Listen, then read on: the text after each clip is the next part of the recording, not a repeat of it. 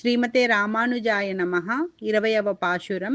முப்பத்து மூவர் அமரர்க்கு முன்சென்று கப்பம் தவிர்க்கும் கலியே துயிலளாய் செப்பமுடையாய் திருளுடையாய் செற்றார்க்கு வெப்பங்கொடுக்கும் விமலா துயிலளாய் செப்பன்ன மென்முலாய் செவ்வாய் சிறுமருங்குல் நப்பின்னை நங்காய் திருவே துயிலளாய் உக்கமும் தட்டொலியும் தந்துன்மணாலனை இப்போதே எம்மை நீராட்டேலோரெంబావాయ్.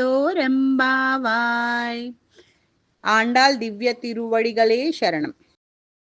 19వ పాశురంలో బద్ధజీవునికి అజ్ఞానము తొలగించి భగవత్ కింకరయోగ్యునిగా తయారగుటకు శ్రీ మరియు నారాయణులను ఆశ్రయించుటే కర్తవ్యమని తెలిపినారు. ఎంత వేడుకొన్నా కాల విలంబన చేయుచు శ్రీదేవి నారాయణులు ఇద్దరును మేల్కొనకపోవట చేత వీరి సహనము సన్నగిల్లి నిష్ఠూరపు మాటలతో పోరాడుతున్న ధోరణిలో మాట్లాడుతున్నారు. నీలాదేవితో, నీవు ఒక్క క్షణమైనా నీ ప్రియుని ఎడబాటు ఓర్వలేకపోవుట న్యాయమా?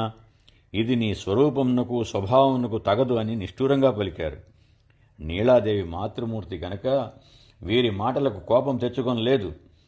ఆలస్యమునకు ఓర్వలేక ఈ గోపికలు ఇట్లా పలుకుచున్నారులే, సమయం చూసి శ్రీకృష్ణునితో వీరి గురించి చెప్పవలను, తొందరపడినచో కార్యము చెడునని మాట్లాడక ఊరుకుంటును. ఆమె మౌనమునకు గోపికలు ఓర్వలేక శ్రీకృష్ణునితో సరాసరి వాదముల్లోనికి దిగుచున్నారు. ఏమి స్వామి, నీవు రక్షించేటప్పుడు సంఖ్యానియమం ఏమైనా పెట్టుకున్నావా? 33 కోట్లయితే గానీ రక్షించవా? 5 లక్షల మంది అయితే రక్షించకూడదా? మగవారు వీరులు అయితేనే రక్షించాలా? స్త్రీలు అబలలు అయితే రక్షించకూడదా? నీవే ప్రభునిగా భావించే వారిని రక్షిస్తావా? అవసరమైనప్పుడు భక్తి ప్రకటించి శరణాగతి చేసినట్లు పాదాలపై పడి అవసరం తీరగానే నరకాసురవధ అయిపోగానే నీవు పారిజాత వృక్షం అడిగేసరికి నీపైకే వజ్రాయుధం పట్టుకుని సమరానికి దిగే దేవేంద్రుని వంటి దేవతల్ని రక్షించాలా? ఏ ఇతర ప్రయోజనము కోరక నీవే గతి అని నమ్మే మమ్మల్ని రక్షించకూడదా? నిన్ను రావణుడు మొదలైన రాక్షసులు బాధలకు గురిచేసిన వారిని రక్షించాలా? మాకేమీ వద్దు. నిద్ర లేస్తున్నప్పుడు నీ సౌందర్యాన్ని చూస్తే చాలు అని భ్రాంతిపడే మమ్మల్ని రక్షించకూడదా? చావు లేకుండా అమృతపానం చేసిన దేవతలనే రక్షించాలా? ఒక నిమిషం నిన్ను చూడకపోతే ప్రాణాలు నిలవని స్థితిలోనున్న మమ్మల్ని రక్షించకూడదా? శక్తి సంపన్నులనే రక్షించాలా? అశక్తులను రక్షించకూడదా? దేవతలకు ఏ ఆపద రాకముందే ఆపద వస్తుందేమోనన్న ఆతురతతో వారిని రక్షించే స్వభావం కల నీవు నీ దర్శనం లేక ఆపదలో పడి ఉన్న మమ్మల్ని రక్షించకూడదా? తమ వద్దకు నిన్ను రప్పించుకునే వారిని రక్షించాలా? నీ ఇంటి ముందుకు మాకు మేమే వచ్చిన మమ్మల్ని రక్షించకూడదా? ఇతనిని లేపి లాభం లేదని దయామయురాలకు నీలాదేవిని లేపుతున్నారు. పరమాత్ముడు సుకుమారమైన ఆమె వక్షసీమను వదిలి క్షణమైనా బయటకు రాలేడు. ఆమెయే లేపి మనయందు అనుగ్రహముచే ఆయనను మనకు ప్రసాదించాలి. ఆమె అధరామృతమందలి తేనెను గ్రోలుచూ శ్రీకృష్ణుడు వెన్నెల డోలికలలో ఊగుచూ ఆనందంలో మునిగి ఉన్నాడు. ఇట్లు సంతతము నీలాదేవి సౌందర్యమునకు వసుడై ఆమెను వదలకుండుట చేత ఆమెను అర్థించి ఆమె వలననే శ్రీకృష్ణుని పొందవలనని ఆమెను ప్రార్థిస్తున్నారు. లక్ష్మీదేవి సంబంధం వలననే పరమాత్మను అధిక శోభ కలుగుచున్నది.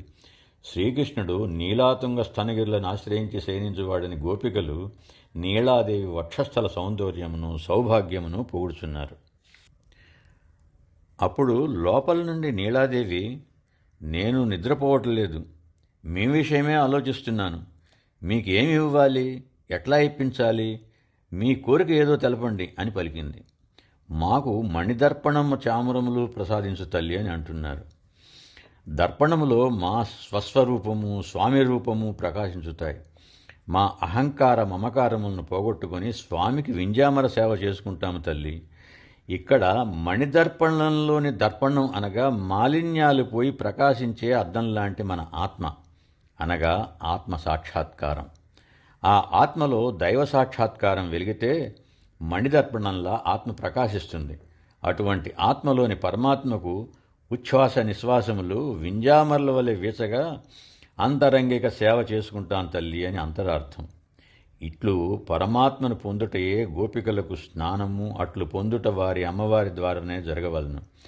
ఆమె సంబంధం చేతనే పరమాత్ముడు మనకు దగ్గరగను. ఆమె ద్వారా వెళ్ళిననే పరమాత్మ మనల్ని ఆదరంతో స్వీకరించును. జయ శ్రీమన్నారాయణ.